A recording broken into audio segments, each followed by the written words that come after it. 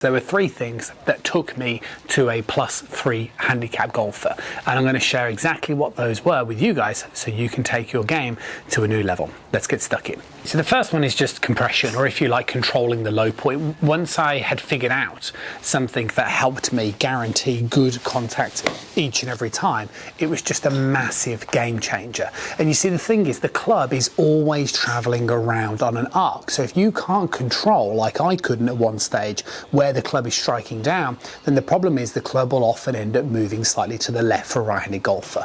This then lends itself to compensations, and this is exactly what I used to feel. So once I could strike the same point of the ground each and every time, but specifically an inch or two to the left of it, it was just an absolute revelation. And the way that I discovered this was by doing a couple of things. First of all, I just realized that I could move way more towards the left-hand side in my backswing than I ever realized before.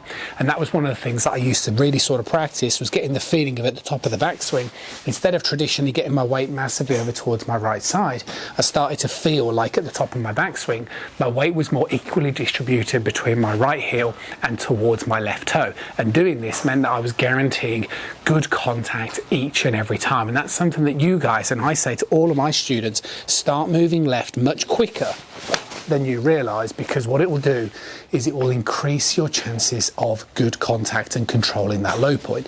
And that was number one. Number two is arm connection. So this was something that got introduced to me from like a county coach, and it was quite a revelation at the time, because yet again I'd always been sort of taught to, you know, set the club into sort of these types of positions, and there was a different approach, and the approach was to get your hands and arms more connected to the side of your body. And at the time it felt very foreign and very alien, but it did make a difference. And what's happened as time's gone on, as I've become a golf coach, is I've realized exactly what it is that I was doing.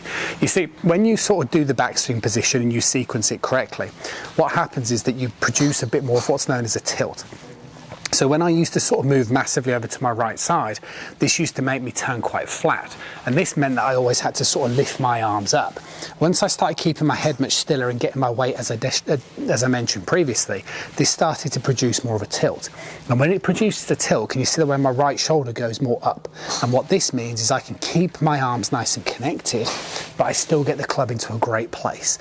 See the way here that I'm keeping my upper arm nice and connected to the side of my body, but because I'm tilted, my hands are still in a great place.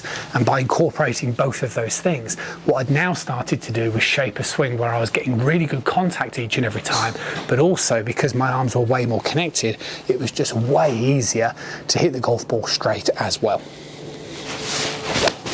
The last one is tempo, but it's really important that you understand this, that it's not just a case of just swinging slower, which is often what people tend to think with tempo.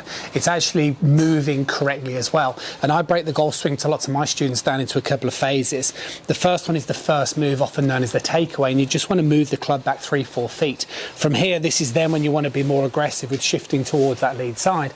And then from there, that's when you want to just go for that sort of sense and that feeling of the hit. And the way I always used to play it into my head is I always used to count 1, 2, 3, 1, 2, 3. Some people like to have like a, you know, like a phrase, something in their head, like, you know, chocolate milk, you know, whatever it is that you want to kind of conjure up. It doesn't ultimately matter.